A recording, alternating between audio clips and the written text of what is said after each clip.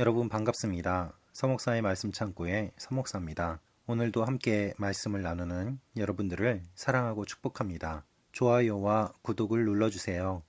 여러분과 함께 더 많은 말씀들을 나누기 원합니다.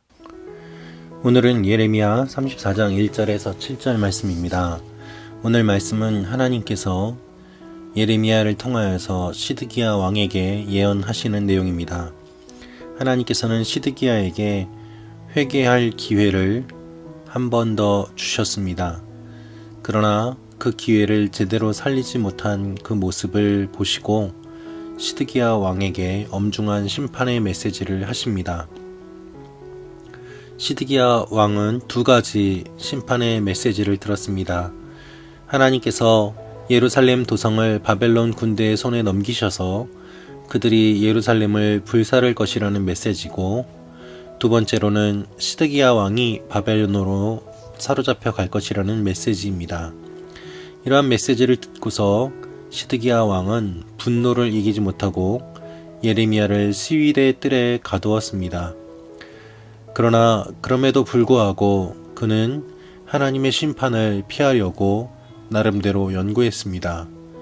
그 결과 그는 노비를 해방하는 정책을 폈습니다. 하나님께서 보시기에 바른 일을 하면 이 심판이 약화될지도 모른다고 생각했기 때문입니다. 하지만 시드기야 왕이 취한 개혁 조치는 오래 가지 못했습니다.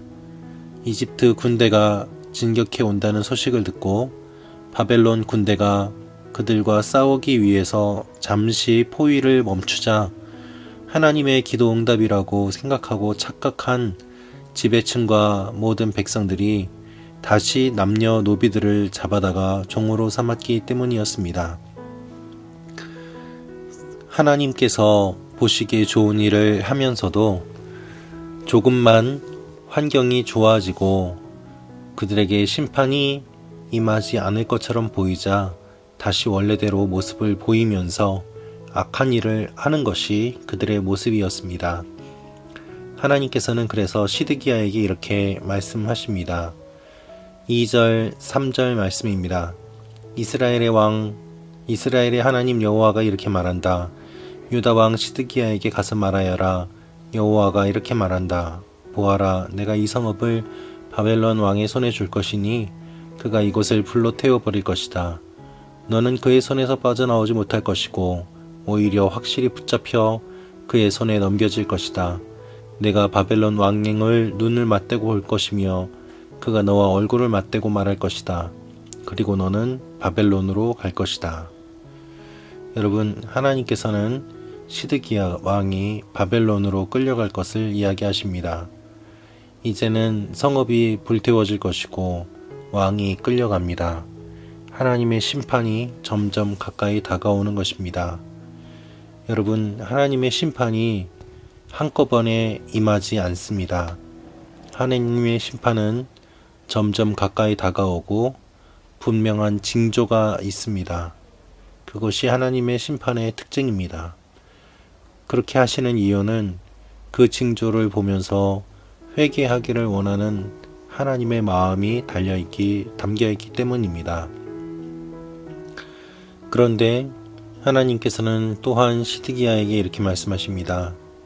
4절, 5절입니다. 그러나 유다 왕 시드기야여, 여호와의 말씀을 들어라.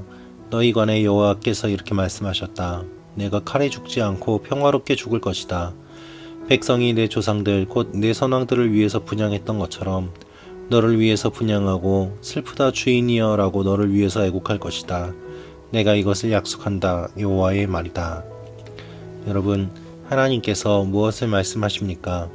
시드기야가 바벨론으로 끌려가지만 그가 평안히 죽게 될 것이라고 말합니다. 하지만 평안히 죽게 된다고 해서 그가 심판을 받지 않은 것은 아니었습니다. 그는 바벨론으로 끌려가서 두 눈을 뽑히는 일을 당했기 때문입니다. 비록 죽는 것은 칼에 찔려 죽진 않지만 그는 두 눈이 뽑힌 채 비참한 마지막을 맞이하는 그러한 왕이 되었습니다. 하나님께서는 그 심판 가운데서도 마지막으로 긍휼을 베풀어 주셔서 그가 칼에 찔려 죽지 않고 평안히 죽을 것을 말씀하시는 것입니다. 여러분, 많은 죄악 가운데 있으면 하나님이 주시는 작은 은혜라도 크게 느껴지게 됩니다. 그가 잡혀가서 칼에 찔려 죽지 않는 것만으로도 하나님의 놀라운 은혜임을 주님은 말씀하고 계십니다. 그만큼 그가 하나님 앞에 좋지 못한 모습을 보였기 때문입니다. 하나님께서는 오늘 이 말씀을 통해서 우리에게 무엇을 알려주십니까? 하나님은 진노 중에도 긍휼을 잊지 않으시는 분이라는 것입니다. 그리고 하나님의 진노가 점점 우리에게 가까이 다가온다는 것입니다. 우리는 여러 가지로 힘든 시간들을 보내고 있습니다. 그러나 앞으로 더 힘든 시간이 찾아올 수도 있습니다. 교회가 어렵다고 이야기합니다. 그러나 더 힘든 일들이 찾아올 수도 있습니다. 하나님께서는 우리의 잘한 것과 잘못한 것들을 모두 다 보고 계십니다. 그리고 우리가 회개하며 하나님 앞에 새로워지기를 원하십니다. 하나님께서 주시는 잠깐의 은혜를 용서받았다고 완전히 내가 잘했다고 착각하며 다시 한번 원래의 모습으로 돌아가는 어리석은 일들이 일어나지 않도록 하나님 앞에 계속해서 깨어서 기도하는 교회와 우리 한 사람 한 사람이 되어야만 할 것입니다. 거룩한 주일 하나님 앞에 우리가 있는 자리에서 예배드리며 하나님 앞에 우리의 모습을 돌아보는 시간이 되기를 원합니다. 기도하겠습니다. 아버지 하나님, 주님을 사랑합니다. 우리의 삶의 현장에서 하나님의 은혜를 경험하게 하시고 또한 어렵고 힘든 가운데 우리가 끝까지 주님을 포기하지 아니하며 하나님 앞에 방심하지 아니하고 교만하지 아니하고 끝까지 겸손하게 나아가는 하나님의 사람들이 되게 하여 주옵소서. 예수님의 이름으로 기도합니다. 아멘.